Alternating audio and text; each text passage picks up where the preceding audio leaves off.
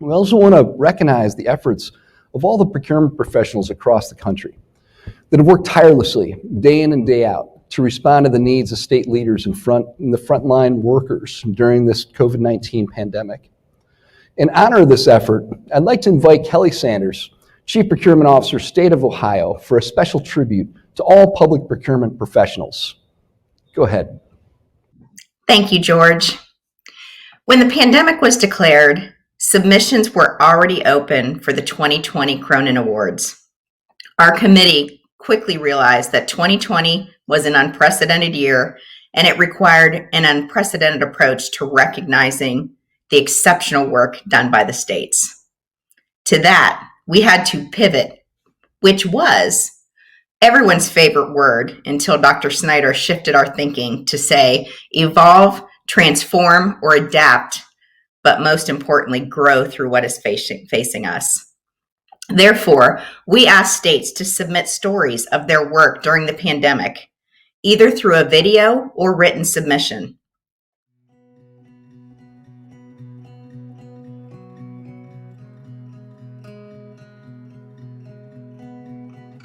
I can proudly say that being a procurement professional for over 35 years, this was the most memorable and important professional challenge that I have ever faced.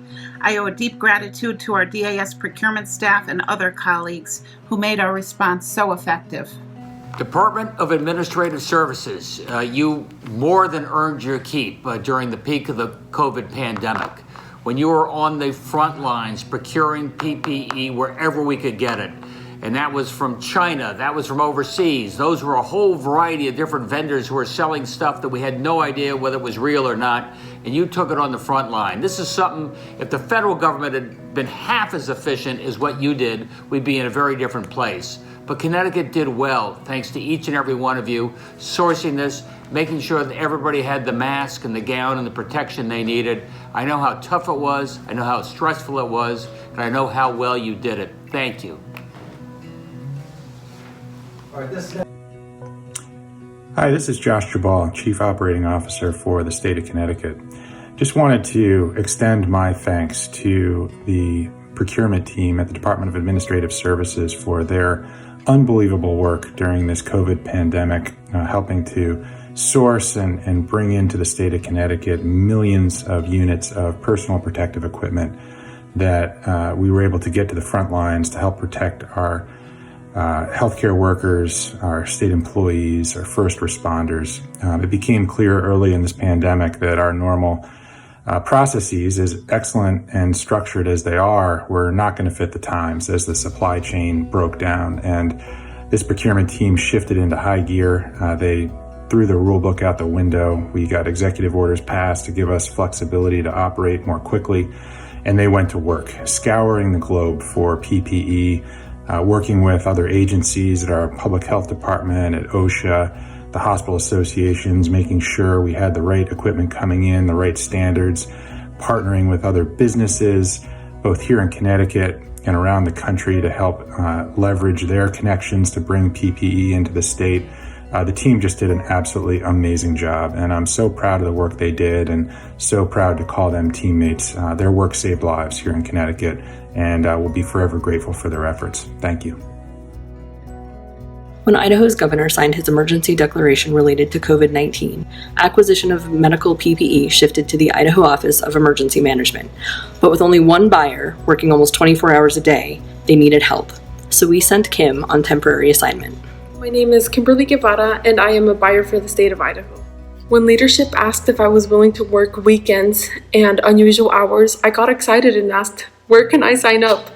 It was normal for me to be negotiating with vendors at 6:30 a.m. on a Sunday morning. My procurement efforts have contributed to the total spending of $5.4 million, which were utilized to purchase 2.2 million gloves, 550,000 KN95 masks, and over 150,000 gowns and Tyvek suits. My last day helping out at the Idaho Office of Emergency Management, I received a Commanding General coin by Major General Michael J. Garshak. I am grateful to have had the opportunity to help with the procurement of PPE supplies during this pandemic.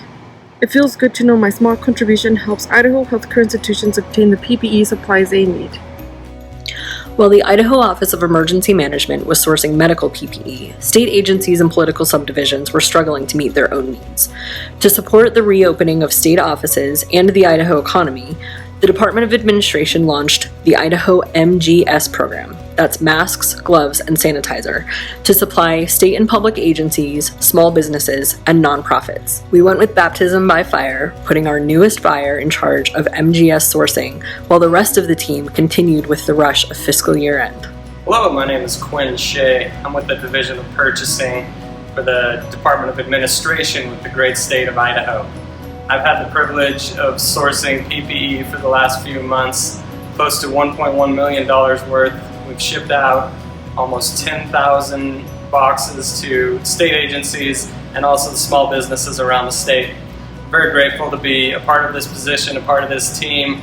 It's been an eye-opening experience to figure out what all this PPE is and how to source it and get it in the hands of the people who need it. So, thank you and stay safe.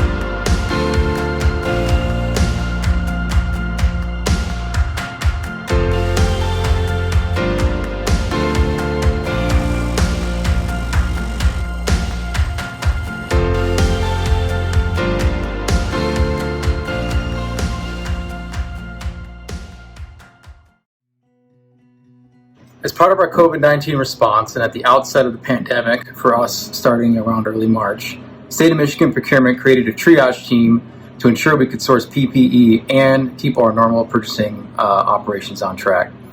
It became clear to us that we need a very focused team to respond to the myriad inquiries we started to receive basically on an hourly basis. We also had to make sure our normal business of operating bids, interacting with suppliers, responding to our agency customers was not interrupted. We pulled about 10 buyers across all of our commodity teams to create what we call a triage team, who had one mission, which was PPE. The triage team was laser focused on following up on the over 5,000 leads we received in about a 2-month period, vetting them for viability and ultimately making the purchases when we needed them.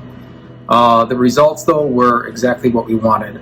Michigan did not fall prey to the multitude of scam artists that we're all aware of.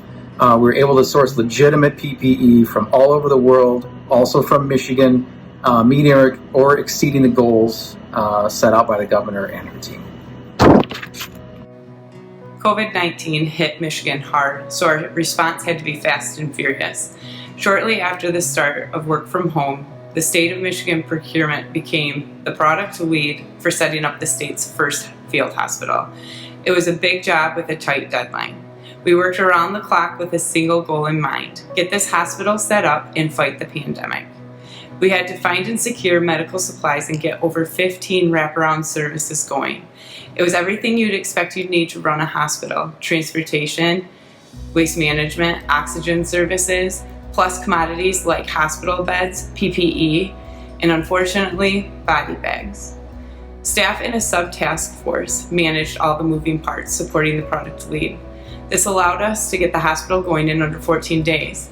We were then asked to set up a second hospital, so procurement hit repeat. This was a very stressful time, and the state of Michigan met it head on and got it done. The state of Michigan partnered with Ford and GM early in the pandemic. GM became a part of our products team to provide logistical support and helped us with sourcing PPE, ventilators, and other much-needed equipment. Ford tapped their workforce to directly produce face shields and 3-ply masks for us. Dow Chemical also provided support by supplying the state with loads of much-needed hand sanitizer. We partnered with others to really capitalize on the manufacturing network already existing within our state. Our willingness to search out these less than typical arrangements helped us engage Michiganders in protecting their own state while fulfilling our critical needs.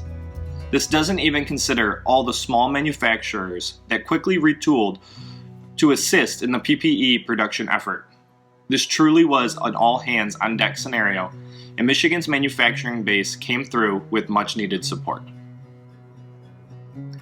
Our procurement team entered the pandemic fully ready to work from home. The challenge became, how do we purchase sanitizer, PPE, ventilators, while maintaining our regular purchasing operations? To solve this, we created a triage team. We dedicated a special subset of buyers in our office to strictly COVID purchasing. Remaining buyers picked up their workload. This team lived it day in and day out, developing comfort and expertise sourcing COVID-related items. We had great success with this team. It began as 5 members and grew to 10. They were a critical part of dramatically flattening the curve here in Michigan. Hi, I'm Dave Colopy, Contracts Manager with the State of Ohio, and I'll be talking today about some activities I was involved with the pandemic response, but this really was a team effort. Ohio and Governor DeWine listened to the experts and responded quickly. We set up and established temporary critical care sites throughout the state, which required a lot of different products. I focused on finding and sourcing the medical beds. Thousands of units were needed quickly, and we partnered with a local manufacturer that retooled, was able to produce thousands of units and deliver within days. They later went on to support our rehab and corrections. I also focused on isolation gowns, where we found both domestic and foreign products and sourced millions of units over several weeks that again supported the entire state. The real key here was all of the planning and preparation with Office of Procurement and our emergency management agency, which allowed us to be successful. My name is Randy Dublikar, and I'm a contracts manager with the State of Ohio Office of Procurement Services.